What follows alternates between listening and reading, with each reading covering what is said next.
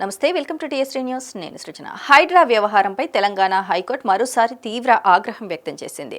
Hydraa commissioner రంగనాథ్ను తొలగించాలని గతంలో ఇచ్చిన ఆదేశాలు సమర్థనీయమేనని వ్యాఖ్యానించిన న్యాయస్థానం ప్రభుత్వ అధికారుల తీరుపై కూడా ఘాటుగా వ్యాఖ్యలు చేసింది. కోర్టులను తప్పుదోవ పట్టిస్తున్నది న్యాయస్థాన వ్యవస్థ కాదని, ప్రభుత్వ సంస్థలు, ప్రభుత్వ అధికారులేనని స్పష్టం చేసింది. ముఖ్యమంత్రి రేవంత్ రెడ్డి చేసిన వ్యాఖ్యలకు పరోక్షంగా కౌంటర్ ఇచ్చిన ఈ వ్యాఖ్యలు ఇప్పుడు రాష్ట్ర రాజకీయాల్లో చర్చనీయాంశంగా మారాయి.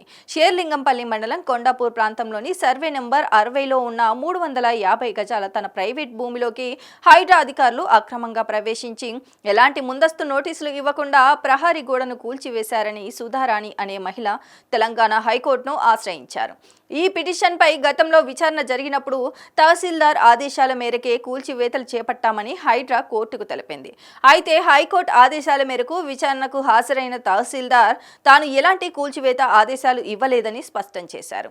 సర్వే నెంబర్ 58లోని ప్రభుత్వ భూమికి సంబంధించిన అంశంపై మాత్రమే సూచనలు చేశానని, కానీ అధికారులు పొరపాటున సర్వే నెంబర్ 60లోని ప్రైవేట్ భూమిలో కూల్చివేతలు చేపట్టారని కోర్టుకు వివరించారు. దీంతో తీవ్ర అసహనం వ్యక్తం చేసిన న్యాయమూర్తి ప్రైవేట్ భూమిలోని అక్రమంగా ప్రవేశించడమే కాకుండా కోర్టునే తప్పుదోవ పట్టిస్తారా అంటూ హైడ్రా అధికారులను ప్రశ్నించారు. హైడ్రాకు అంత అత్యుత్సాహం ఎందుకు? నోటీసులు ఇచ్చే వరకు ఆగలేరా? ప్రైవేట్ భూములపై పెత్తనం ఎందుకు? మీ వెనుక ఎవరైనా శక్తి ఉందా? ఒత్తిడి చేస్తుందా? చట్ట వ్యతిరేకంగా కూల్చివేతలు ఎలా చేపడతారు అంటూ న్యాయమూర్తి తీవ్ర ఆగ్రహం వ్యక్తం చేశారు. అంతేకాదు, హైడ్రా సమాంతర ప్రభుత్వాన్ని నడిపిస్తుందా? ఎవరిని లెక్క చేయకుండా కోర్టు ఆదేశాలను కూడా పరిగణలోకి తీసుకోకుండా కూల్చివేతలు చేపట్టడం ఏంటి అంటూ ఘాటు వ్యాఖ్యలు చేశారు.